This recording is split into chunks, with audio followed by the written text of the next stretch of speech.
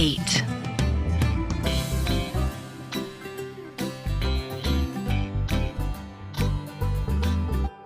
अंकुश के सामने संस्कृति ट्रेन में चढ़ी। उसने बिना कुछ कहे स्वाति का फोन काटा और संस्कृति को देखने लगा। ट्रेन ने अब हॉर्न दिया और धीरे धीरे अपनी मंजिल की ओर बढ़ने लगी। संस्कृति भी अंकुश को देख रही थी।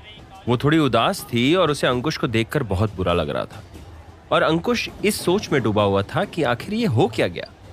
थोड़ी देर में ट्रेन प्लेटफॉर्म छोड़ के दूर निकल गई और जल्द दूर जाती ट्रेन एक बिंदु में बादल बन गई। अंकुश वहीं प्लेटफॉर्म की बेंच पे बैठ गया। उसके कानों में बार बार संस्कृति की आवाज गूंज रही थी। मैं ध्रुव से प्यार करती हूँ और तुम्हें धोखा नहीं देना चाहती। सॉरी अंकुश, मैं तुमसे शादी नहीं कर सकती। मोबाइल की रिंग से अंकुश का ध्यान टूटा। उसने फोन चेक किया। किसी अननोन नंबर से कॉल आ रहा था। हेलो। हाय अंकुश, मैं विद्या, जिसका स्कूटर लेके आप गए। आप कब तक आ रहे हैं? Swati is asking. वरमाला होने वाली है। उसको कहो मैं 10 मिनट में पहुंच रहा हूँ।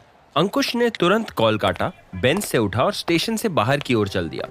उधर होटल के लॉन में स्वाति को जैसे ही वरमाला पकड़ाई गई, शादी का फोटोग्राफर वहां आ पहुंचा और उसने स्वाति की फोटो लेनी शुरू कर दी।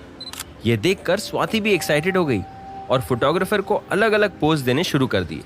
स्वाति की मम्मी ये देख के परेशान हो गई। अरे बेटा, बाद में खिंचवा लेना। देखो सारे लड़के वाले तुम्हारा वेट कर रहे हैं। हाँ मम्मी, 1 मिनट।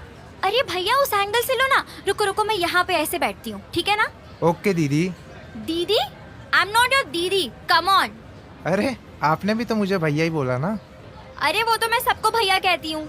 हाँ तो मैं भी सबको दीदी ही कहता हूँ। ओहो स्वाति, चलो बेटा। और तुम फोटो वाले, अब हटो सामने से, नहीं तो। स्वाति की मम्मी का गुस्सा देख के फोटोग्राफर झट से साइड में हो गया। दूसरी ओर अंकुश टूटे हुए दिल से स्टेशन से लौट रहा था। उसके स्कूटर की स्पीड बहुत धीमी थी। सड़क पर एकदम अंधेरा था। तभी उसे रोड के किनारे एक पान की दुकान दिखी। उसने स्कूटर दुकान के सामने खड़ा किया और सिगरेट खरीद के वहीं खड़े होके धुएं के छल्ले छोड़ने लगा। वो स्टेशन से काफी आगे निकल आया था, मगर उसके दिमाग में अभी भी संस्कृति छाई हुई थी। तुम बिल्कुल नहीं बदली संस्कृति। मैं ही बार बार तुम्हारे सामने आके खड़ा हो जाता हूँ, चाहे कॉलेज की बात हो या आज की। It's not your fault, it's my problem. तुम्हें हमेशा मुझे एक दोस्त की तरह देखा है और मैं तुम्हें एक लाइफ पार्टनर की तरह देखता हूँ, लेकिन अब नहीं। ये चैप्टर आज यहीं इसी वक्त क्लोज करो। ये तो अच्छा हुआ कि तुमने आज ही क्लियर कर दिया, वरना शादी के बाद बताती तो क्या होता हमारा। थैंक्स फिर से एक और लाइफ लेसन देने के लिए कि प्यार करो, मगर वो प्यार तुम्हें मिलेगा इस पे भरोसा मत करो। उसने सिगरेट का एक लंबा कश खींचा और धुआं हवा में छोड़ा। कुछ ही पलों में उसके चेहरे पे एक स्माइल आ गई। वो फिर स्कूटर पे बैठा और होटल की ओर चल दिया। वहां होटल के लॉन में बने स्टेज पर मेहमानों से घिरा हुआ ध्रुव वरमाला के लिए खड़ा था। वरमाला के फूल आज उसे कांटों की तरह चुभ रहे थे। अंकुश की तरह ध्रुव भी संस्कृति के ख्यालों में उलझा हुआ था। कुर्बानी देके तो तुम बहुत महान बन गई संस्कृति, लेकिन ये नहीं सोचा कि आगे की ज़िंदगी हम दोनों के लिए कितनी मुश्किल हो गई है। तुमने दूर जाके मेरी आखिरी उम्मीद भी ख़त्म कर दी। तभी ध्रुव को दूर से स्वाति आती हुई दिखी। उसके दोनों तरफ उसकी कजन्स और फ्रेंड्स चल रही थी और वो मुस्कुराती हुई हाथों में वरमाला लिए धीरे धीरे कदम बढ़ा रही थी। मेरी किस्मत में भी लगता है यही लिखा है, झेलो अब। कांचन और निखिल भी ध्रुव के साथ स्टेज पे खड़े हुए थे।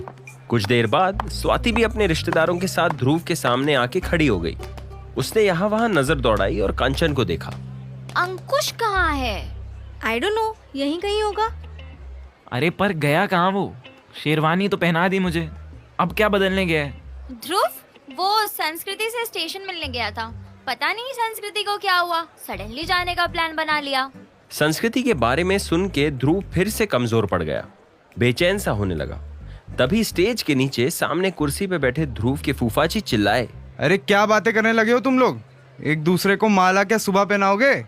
फूफाजी को देखकर ध्रुव के पापा भी खड़े हो गए। उनके चेहरे पे गुस्सा था। अरे और कितना टाइम लोगे? मुहूर्त से तो एक काम नहीं हो रहा इस शादी में। कितनी शादियां देखी, लेकिन ये अनोखी शादी हो रही है। कभी किसी को करंट लग रहा है तो कभी कोई बेहोश हो रहा है। और अब इन लोगों की बातें खत्म नहीं हो रही। उनको देखकर स्वाति के पापा भी आगे आए और भड़के, आधे मेहमान तो चले गए हैं, तुम दोनों बातें छोड़ो और जल्दी से एक दूसरे को वरमाला पहनाओ। कब खाना खाओगे, कब फेरे होंगे, तो कब विदाई। पंडित जी, आप मंत्र पढ़ना शुरू कीजिए। इससे पहले कि पंडित जी मंत्र पढ़ना शुरू करते, ध्रुव के साथ खड़े उसके दोस्तों ने मजाक में नारे लगाने शुरू कर दिए। भाभी तुम भैया से कपड़े धुलाओ। पहली बार तो ध्रुव के पापा ने कुछ नहीं कहा था, लेकिन इस बार ये नारा सुन के वो भड़क गए। क्या बेहुदा नारे लगा रहे हो तुम लोग? चुप करो। अगर दोबारा ऐसे घटिया नारे लगाए तो शादी से बाहर कर दूंगा। पंडित जी, शुरू करो मंत्र।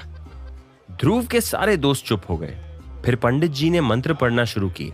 स्वाति अंकुश का इंतजार कर रही थी, लेकिन वो समझ गई थी कि अगर इस वक्त कुछ कहा तो सारे घर वाले उसके ऊपर फूट पड़ेंगे। मंत्रों के बीच स्वाति ने जब ध्रुव की ओर वरमाला बढ़ाई, ध्रुव के दोस्तों ने उसे गोद में लेकर ऊपर उठा लिया। स्वाति के दोस्तों ने भी स्वाति को गोद में उठा लिया और इस तरह थोड़ी मस्ती और थोड़ा मजाक के साथ दोनों ने एक दूसरे को वरमाला पहना दी। सभी ने जोरदार तालियां बजाई और दोनों को बधाइयां दी।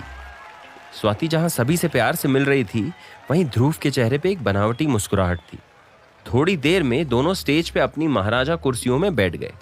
दोनों के बैठते ही रिश्तेदारों का फोटो खिंचवाने का प्रोग्राम शुरू हो गया और लोगों ने उनके हाथ में गिफ्ट, लिफाफे सब पकड़ाना शुरू कर दिए। बैठे हुए स्वाति ने ध्रुव को धीरे से कहा, ध्रुव, इन सब के बाद हम दोनों का फोटो सेशन होगा। मैंने फोटोग्राफर भैया को बोल दिया है। स्वाति, मैं पहले खाना खाऊंगा, उसके बाद ये सब कर लेंगे। नो, मेरा मेकअप खराब हो जाएगा तब तक। पहले फोटो फिर खाना। यार तुमने देखा नहीं, मैं अभी चक्कर खा के गिर गया था। अच्छा तुम क्या चाहती हो, मैं फिर से बेहोश हो जाऊं? अरे मैंने ऐसा कब कहा? I'll arrange juice for you, no, don't worry. लेकिन पहले फोटो देन खाना। ऐसे मोमेंट्स दोबारा नहीं आते, समझा करो यार ध्रुव। थोड़ा एडजस्ट करना ही पड़ेगा। ध्रुव ने उसके आगे हाथ जोड़ लिए। तभी स्वाति को सामने से अंकुश आता हुआ दिखा। ध्रुव की भी अंकुश पर नजर गई। लो, तुम्हारा अंकुश आ गया। What do you mean तुम्हारा? अरे आई मेंट तुम्हारा गुड फ्रेंड अंकुश। सॉरी स्वाति, थोड़ा लेट हो गया। Congratulations to you too, by the way. बहुत बहुत बधाइयाँ। It's okay. वैसे मैंने तुम्हें कुछ ज्यादा ही प्रेशराइज कर दिया रुकने के लिए, नहीं? नो स्वाति, ऐसा कुछ नहीं है। You don't know मेरे साथ क्या हुआ है। क्या हुआ तुम्हारे साथ? एक्सीडेंट हो गया क्या? कहीं लगी तो नहीं? ऐसा कुछ नहीं हुआ। I'll tell you later. अब तो कहीं नहीं जाना, फेरों में रहोगे ना? कहीं नहीं जाना, यहीं हूँ। अब सिर्फ तुम्हारी शादी एंजॉय करनी है बस। गुड। स्वाति के चेहरे पे एक बड़ी सी स्माइल आ गई। इस पूरे टाइम ध्रुव दोनों को गौर से देख रहा था। वो अंकुश से संस्कृति के बारे में पूछना चाहता था, लेकिन चाह के भी कुछ बोल ना पाया। स्वाति ने अंकुश का हाथ पकड़ा।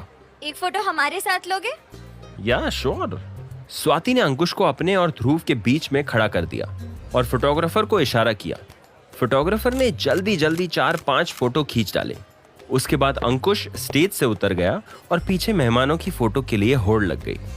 ध्रुव और स्वाति का काफी देर तक मेहमानों के साथ फोटो खिंचवाने का प्रोग्राम चलता रहा। ध्रुव अंदर ही अंदर घुट रहा था। वो इस भीड़ से दूर चले जाना चाहता था, कहीं बैठ के सुकून से रोना चाहता था, मगर आज उसे कोई भी एक सेकंड के लिए अकेला छोड़ने को तैयार ही नहीं था। मेहमानों के साथ फोटो खिंचवाने के बाद स्वाति ने उसे अपनी तरफ खींचा। अब हमारा टर्न, सिर्फ मैं और तुम। एंड लिसन, तुम्हें फोटोग्राफर की बात नहीं, मेरी बात सुननी है, ओके? जैसे जैसे मैं कहूंगी तुम्हें वैसे ही पोज देना है। हर फोटो में हमें ऐसे लगना है जैसे we are made for each other, like Ranveer Alia, Ranveer Deepika, Anushka Virat, Vicky Katrina. अरे आई गॉट इट स्वाति, अब फोटो भी खिंचवानी है या सिर्फ बातें करनी है? पापा फिर से गुस्सा करने लगेंगे। या चलो पोज। स्वाति ने फोटोग्राफर को इशारा किया और फोटोग्राफर ने क्लिक करना शुरू किया। जैसे स्वाति कहती जा रही थी, ध्रुव उसे फॉलो करता जा रहा था। जब वो कहती स्माइल, वो स्माइल करता। जब कहती बैठ जाओ, वो बैठ जाता। स्टेज से दूर खड़ा अंकुश ध्रुव को ही देख रहा था। लगभग 1 घंटे तक स्वाति ध्रुव के साथ फोटो खिंचवाती गई। थोड़े से जो मेहमान अब तक रह गए थे, वो सभी उन दोनों को सोती हुई आंखों से देख रहे थे। फोटो सेशन के बाद ध्रुव सीधे अपने कमरे की ओर भागा। अंकुश भी उसके पीछे पीछे गया। कमरे में आके ध्रुव अपना सर पकड़ के बैठ गया। थोड़ी देर में अंकुश उसके कमरे में आया। क्या हुआ, हेडेक? अंकुश की आवाज सुन के ध्रुव ने उसकी ओर देखा और एक बनावटी स्माइल दी। अरे नहीं यार, पक गया हूँ बस पोज दे दे के। अंकुश ने एक कुर्सी खींची और ध्रुव के सामने बैठ गया। एक बात बताओगे? क्या? तुम खुश हो? खुश हो मतलब? I mean, इस शादी से आर यू हैप्पी? ध्रुव ने कुछ नहीं कहा। वो उठा और खिड़की से बाहर चारों ओर फैली रोशनी की ओर देखने लगा। संस्कृति ने मुझे सब सच सच बता दिया ब्रो। कौन सा सच? That you both are in love. Sanskriti ने मुझसे ब्रेकअप कर लिया है ध्रुव। ये सुन के ध्रुव ने मुड़ के अंकुश की ओर आश्चर्य से देखा। उसने मुझसे कहा that she can't be with me क्योंकि वो तुमसे प्यार करती है यार। यार ये संस्कृति भी ना कब क्या कर जाती है कोई नहीं समझ सकता। अरे मैंने तो सोचा था कि अगर मेरी शादी स्वाति से हो रही है तो कल संस्कृति भी तुमसे शादी कर ही लेगी और हमारे बीच जो कुछ भी था वो यहीं खत्म हो जाएगा। नहीं Dhruv, I don't think it's over. तुमसे प्यार करने के बाद आई डोंट थिंक वो लाइफ में किसी के साथ शादी कर पाएगी। डूड व्हाट द फक, उसके दिल में जगह बनाना सबसे मुश्किल काम है डूड, ट्रस्ट मी। और उसके दिल से निकलना उससे भी ज्यादा मुश्किल। ये मुझसे पूछो जो कॉलेज टाइम से उसके प्यार में है। मैं इतना जरूर जानता हूं कि वो तुम्हें भूलेगी नहीं, बहुत चाहती है वो तुम्हें। ये आज मैंने उसकी आंखों में देखा है डूड। ध्रुव अंकुश की बातें सुन के एकदम शांत हो गया। होटल के हर कोने में उजाला ही उजाला था, लेकिन उसकी आंखों के सामने अंधेरे के अलावा कुछ नहीं था।